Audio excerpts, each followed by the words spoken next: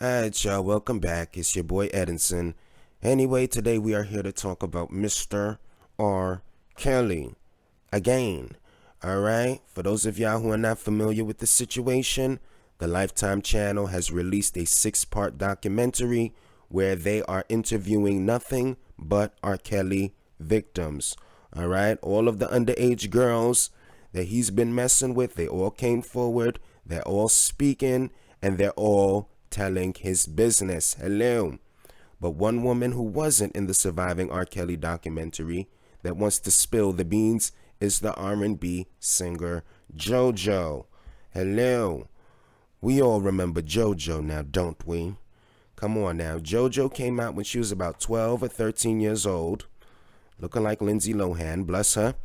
But for those of y'all who don't know, JoJo was actually signed to Blackground Records, which was owned by Barry Hankerson, which was the uncle of Aaliyah. Do you see how it's all connected? Do you see how it's connected? The singer JoJo was signed to Blackground Records, the same label as Aaliyah, whose uncle owned the label. Anyway, whatever, y'all get the point. The bottom line is JoJo has now come out and she's released a statement talking about how when she was a young girl, when she was 12, 13 years old in the studio, she would constantly hear stories about R. Kelly and these young girls. She even said in the statement that she thought that she would end up being one of those girls. All right, so I'm going to read the statement for you guys, and then whatever. Hello. All right, so JoJo says here, to know that many men I've known throughout my career, women too, no doubt, but overwhelmingly more men, worked so closely with R. Kelly and knew, and in some cases saw, the abuse going on, plus told stories about this stuff in studio sessions like it was funny and nobody came forward. Seems like many continue to make money off him and stick around, thus condoning his disgusting, predatory ways. Were they sticking around for more ridiculous Robert Kelly stories they could tell in private studio sessions later down the line? The R. Kelly stories I've heard in sessions, many of these stories I was hearing when I myself was way underage.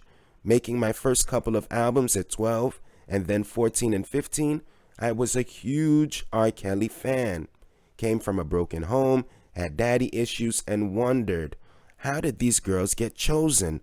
I wondered if I could/would be. So thankful to have had my mom by my side.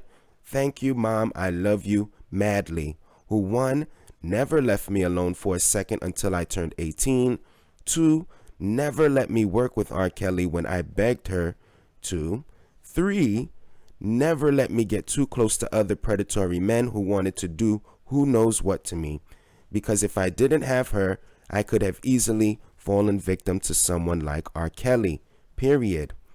Feel deeply for these courageous queens who came forward and in some cases risked their lives to share their story and let others know they're not alone. Going up against powerful people/entities, effing intimidating/terrifying. Thank you, Lifetime TV, for this important docuseries, Surviving R. Kelly. I'm sure it's way easier said than done to come forward when you see some wild-ish going on right in front of you. But come the hell on. When dealing with child abuse, can it become a reflex? We must acknowledge that today in America, the color of a person's skin, plus their family's socio-economic standing either ensures or denies them protection. Some people's stories are prioritized and believed over others. Some are blamed and victim shamed. There are patterns. Do you see? This is unacceptable. Hashtag surviving R.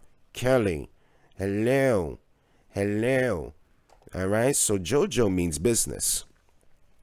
JoJo means business. She said in a statement that she would hear the stories all the time as a young girl about R. Kelly doing the most egregious things to these underage young ladies. All right? And she even questioned whether she would become one of those women. She said that she wanted to work with R. Kelly so bad, but her mother would not allow it. She was saved by the grace. She was saved by the grace. All right. So obviously, JoJo, has been watching the Surviving R. Kelly documentary. She felt so compelled to come forward and speak up for all of the women who have been living in silence. Do you understand what I'm saying? Now she says the only reason she ain't get chose was because she was not because she was a young girl, but because her mama was around. Because had R. Kelly seen JoJo mama wasn't around, Lord knows what would have happened. You understand what I'm saying? Do you understand what I'm saying? Because this man right here, he's unpredictable. Anyway, y'all let me know below in the comment section what y'all think about JoJo releasing these statements about R. Kelly. All right. Do you agree with what she had to say in the statement? Now, again, keep in mind that she used to be signed to Blackground Records, okay, who is owned by Barry Hankerson, who is Aaliyah's uncle. Okay, Aaliyah was signed to the same label. Hello. JoJo was so close to the fire, she almost got burnt by R. Kelly and his mono. Hello. But for real though, leave a comment and let me know what you guys think about this whole R. Kelly situation and how JoJo has now become involved. Okay? Make sure y'all follow me at God Eye Media 2 on all social media platforms. Like the video, subscribe please, and click the notification bell so that you won't ever be late for the information. Hello. Goodbye.